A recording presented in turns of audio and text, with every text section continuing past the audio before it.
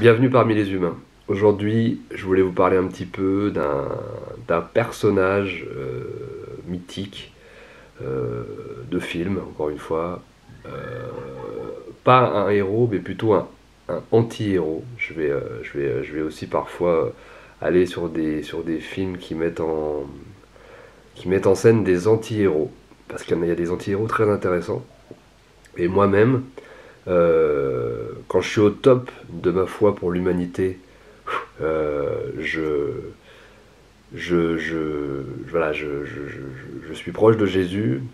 Quand j'ai foi en l'humain, quand je sens que je peux me sacrifier pour lui, quand je sens voilà, il y a la flamme, la lumière intérieure est chargée positivement, là je me sens plutôt proche de Jésus. Par contre, j'ai des moments, comme tous les humains, je pense que je suis quelqu'un de tout simplement humain, par moments, l'humanité me désespère tellement, l'humain me désespère tellement, à travers tout un tas de petits détails, voilà, ça peut aller de leur niveau de méconnaissance sur un sujet que vous connaissez mieux qu'eux, mais qu'ils pensent savoir mieux que vous, notamment en ce qui me concerne, c'est par exemple sur la Chine, voilà, où les gens n'y comprennent rien. Mais voilà, et donc je suis assez désespéré. Et quand je désespère dans l'humain, bah, je me réfugie à travers des personnages, et ce genre de personnages sont plus proches de Snake Plissken. Donc Snake Plissken, le héros de New York 97 et Los Angeles 2013, de John Carpenter, deux films mythiques, où, moi qui ai grandi avec des héros qui sauvent la veuve et l'orphelin, moi j'ai été bercé par ces récits héroïques et par ces héros-là. J'ai aussi voilà, été bercé par le personnage de Snake Plissken, qui a totalement perdu foi en l'humanité, qui ne pense qu'à survivre jusqu'à la prochaine clope, jusqu'à la prochaine viande rouge, jusqu'à la prochaine bouffe, jusqu'à la prochaine baise, et qui a une espèce de mentalité vous êtes tous trop cons, vous êtes tous trop mauvais, trop nuls à chier, allez vous faire foutre, je vais aller griller ma clope et vous pouvez tous aller crever.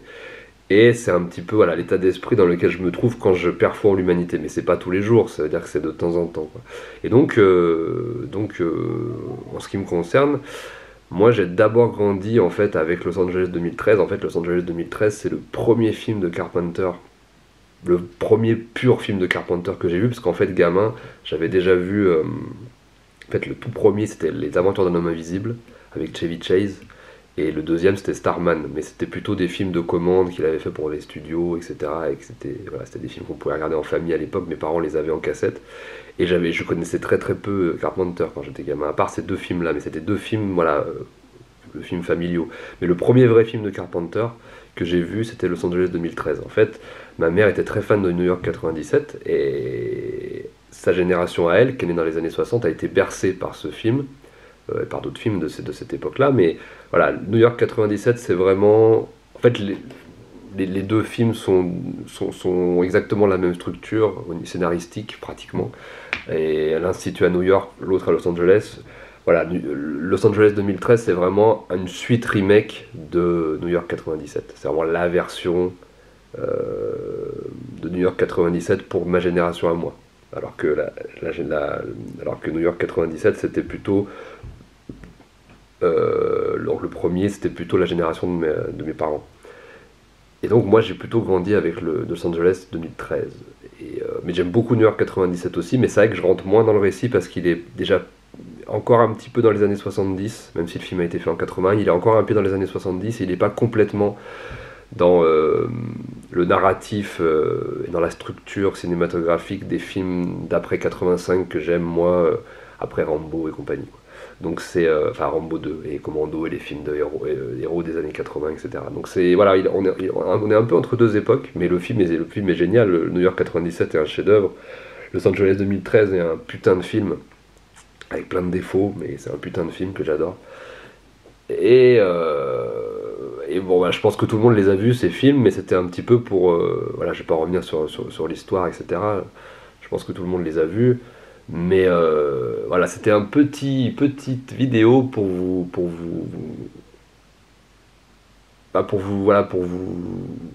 expliquer parfois pourquoi je suis un petit peu, je peux être un petit peu énervé, ou je peux être un petit peu... comment expliquer? Je mets un petit peu de distance, voilà, avec les gens, parce que parfois je suis dégoûté de ça, et de tout ce qui se passe dans le monde. Et voilà, ça c'est mon côté un petit peu what the fuck. J'aime beaucoup le héros Snake Plissken, parce que finalement, euh, qu'est-ce qu'on retient de ces films? C'est un mec qui est en fait appelé pour sauver à chaque fois, donc le président dans le premier, la fille du président dans le deuxième. Donc voilà, il doit sauver ces gens-là pour éviter des guerres, etc. Et à chaque fois, en fait, à la fin de chaque film, ce qui se passe, c'est qu'effectivement, il ramène le président. Après, dans le 2, il ramène la fille du président. Alors, c'est pas le même président entre le 1 et le 2, hein. Mais en gros, il accomplit sa mission. Alors qu'il veut pas du tout le faire, hein. Lui, à la base, il en a rien à foutre, en fait, du sort de l'humanité. Il considère que c'est de la merde, que c'est foutu, et que de toute façon, l'humanité mérite même pas qu'il se bouge le petit doigt. Il est à chaque fois confronté. Il doit le faire parce qu'on lui injecte toujours une saloperie à son insu, et il le menace en lui disant que si jamais tu fais pas la mission qu'on te demande, tu vas crever dans 20 heures, 24 heures, etc. Et donc à chaque fois il est obligé d'accepter pour survivre. En fait c'est un mec, c'est le symbole même de l'humain qui survit, Snake Plissken.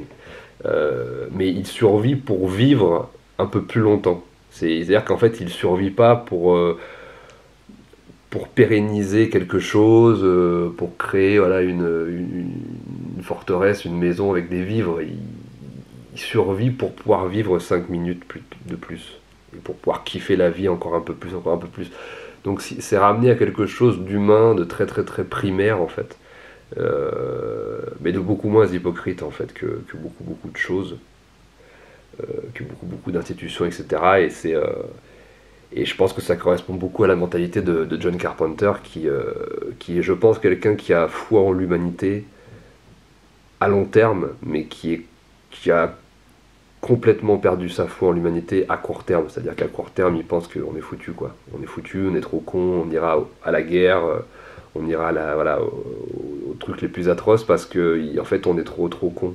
Et qu'en fait, il faut qu'à chaque fois que l'humain se prenne des trucs dans la gueule, qu'il soit violent pour comprendre. En fait, il n'est pas assez intelligent, il n'a pas assez de cœur, il n'a pas assez de vitalité, d'âme, d'esprit de chevalerie pour se dire non, en fait, il faudrait que je fasse un truc, faudrait que je sois un humain un peu mieux, quoi, pour que ça se passe mieux. En fait, il est tellement dans son âme basse que voilà, il se laisse aller à sa médiocrité, et puis il laisse faire, et il se dit allez, on verra bien.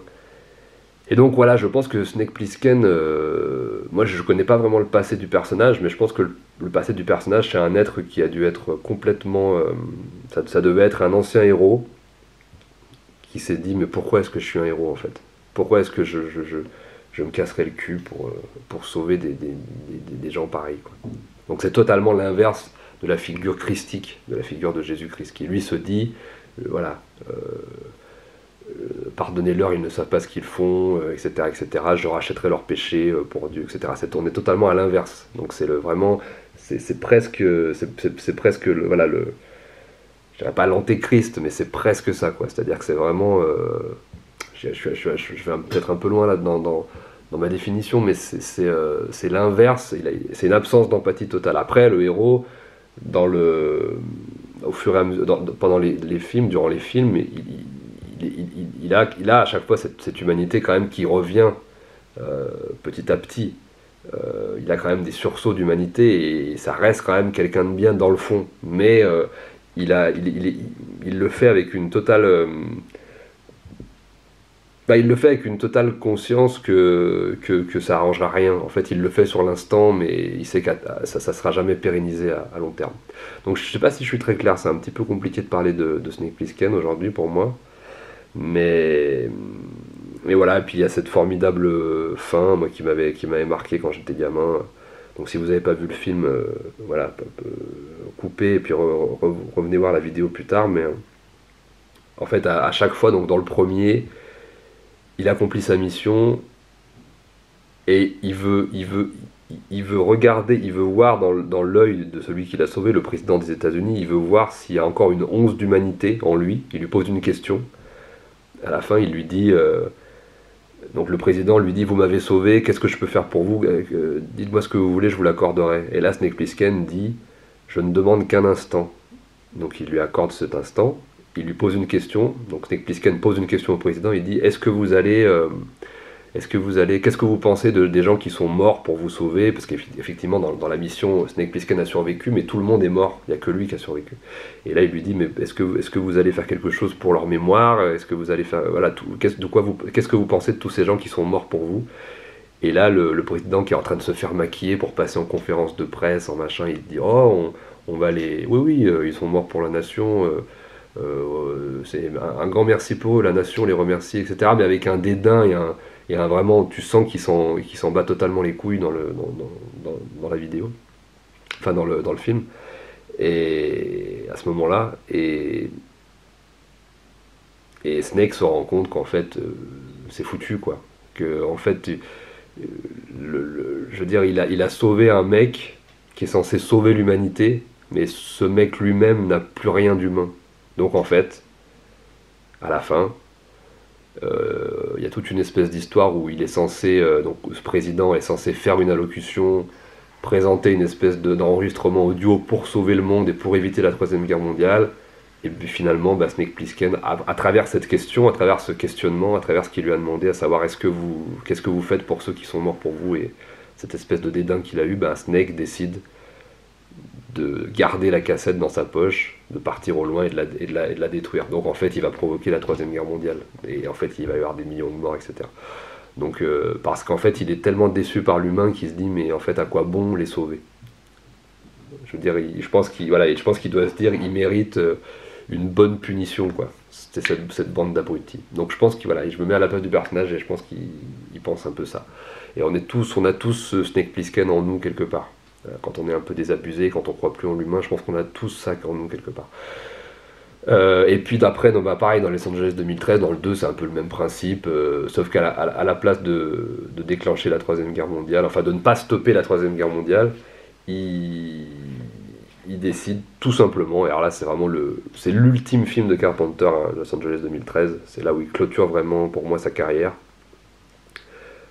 Snake Plissken décide tout simplement d'éteindre la Terre. C'est-à-dire qu'il a une espèce de boîtier numérique qui contrôle les satellites, d'ailleurs dont ils veulent s'emparer parce que justement les États-Unis veulent cette arme pour pouvoir détruire la Russie, la Chine, Cuba, enfin voilà, etc. Et Snake décide de faire, non, en fait, vous valez rien, vous me cassez les couilles, je vais tout éteindre. Comme ça, vous reprendrez tout à zéro. Et on retourne au Moyen-Âge, et puis alors ça implique des millions de morts, des catastrophes, des trucs, mais lui s'en bat les couilles. Et bon, c'est très extrême hein, comme film, mais ça demande, je pense que c'est des films qu'il faut réfléchir. Derrière le côté un peu série B de ces films-là, d'apparence, c'est des films très profonds. Et donc il y a cette scène mythique où il éteint la Terre, il éteint littéralement la Terre.